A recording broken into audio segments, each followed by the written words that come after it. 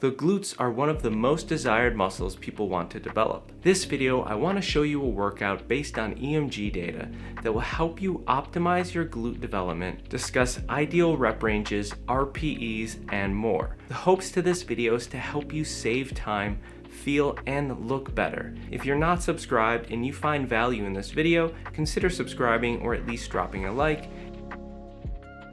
Hey everyone, welcome to Science-Based Fitness. My name is Adam. Thanks for stopping by, checking out the channel. Everyone seems to be looking for the quick, easy way to exercise faster or build glutes quicker or lose weight faster.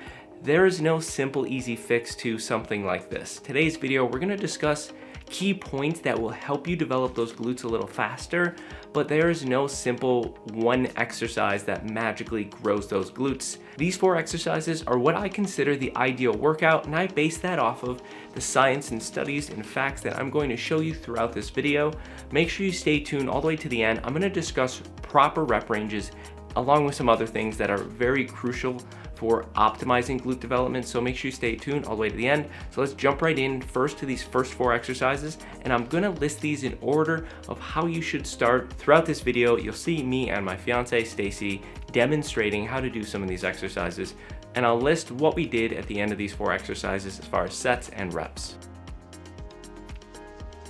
Exercise number 1 are squats. Now, I'm someone who believes squats are one of the best exercises in general, not just for glute or lower body development, but for your back, for your abs.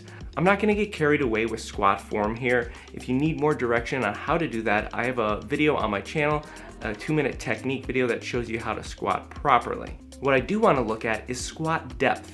If you have the range of motion, squatting below parallel is recommended for optimal glute development. Here, I'm essentially at parallel, but a 2019 study from the European Journal of Applied Physiology showed that squatting at 140-degree knee extension was better for hypertrophy versus 90 degrees. This is roughly 90 degrees here where I'm at. My knees would have to be here to be roughly 140 degrees. Now, it's important to note that if you're limited by your range of motion, don't force yourself. The risk to reward is not worth it.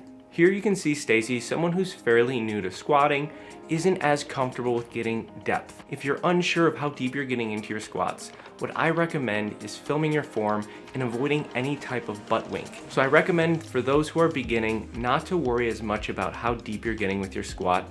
Work on optimizing your form and going forward from there. Exercise 2, hip thrusts. If you follow my channel, you know I'm a big fan of the hip thrust. I like this movement for multiple reasons. The first is because EMG data shows that this is one of the highest glute activating exercises comparatively to other lower body exercises, even more than the squats. Secondly, it's because it's a great exercise for all levels. Beginners that can use no weights, or even advanced trainees that can use heavy weights. Although we're trying to optimize growth, we're not going to be as concerned about how much we can max on this. I'll get more into that when we get to rep ranges at the end. Hip thrusts have gotten very popular in the last few years. I published a video, and I'll link it at the end screen of this video, that talks about hip thrusts and if they're as good as some people say they are. And I'll let you be the judge of that. Exercise number 3, split squats. Split squats are a unilateral movement, which means we only work one side. So if there's a weakness or an imbalance, the dominant side cannot pick up the slack. You can see in the video here the range of motion the hips actually go through hip extension. And out of all of the squat variations, this split squat has the highest glute activation according to the EMG data. I like to position this exercise after squats and hip thrusts because we use less of the erector spinae and we're typically hitting a little bit higher reps. If you find balance challenging, I recommend you hold on to something while you do these split squats. You can see in the video here, I had Stacy hold on to a bench to make this a little bit more doable.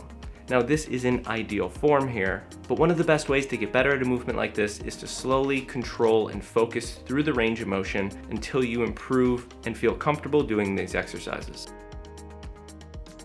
Exercise number 4, step-ups, is another unilateral movement and is shown to have the highest EMG activation for the glutes. In my experience with this exercise, it tends to be more challenging to load with weights because balance can be a difficult component to this movement. I like to save this for the end of the workout where fatigue is already setting in, and this is where we can focus on a less of a mechanical stress with loading this exercise and more of a metabolic stress with a higher rep range. If you're unstable, very similar to the other exercise, I recommend holding on to something. or even doing this next to a wall. When you feel more and more comfortable with this exercise, I recommend loading it. You don't have to get carried away, but it is another great glute exercise. When we ran through these 4 exercises, it took us about 50 minutes. For someone who's just starting out, this might be too much for you. For someone who's more advanced, this might seem like a walk in the park. But that's where we're gonna get into 3 main topics I wanna stress for anyone who's gonna do these exercises. And this is going to be really where we optimize our glute development.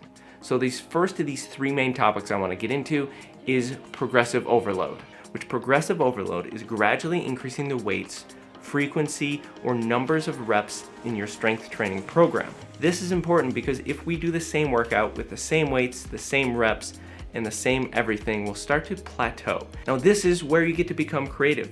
You get to decide how you progress the training. If you want to hit more weights, more reps, an extra day here or there, an extra set or 2, that's up to you. It's important to remember not to progress too quickly. If you notice your strength diminishing, then you might be doing too much. Second is RPE or RIR. If you're familiar with exercise terminology, I'm sure you've heard of this before. If you're not and this is new to you, I'll give you the rundown.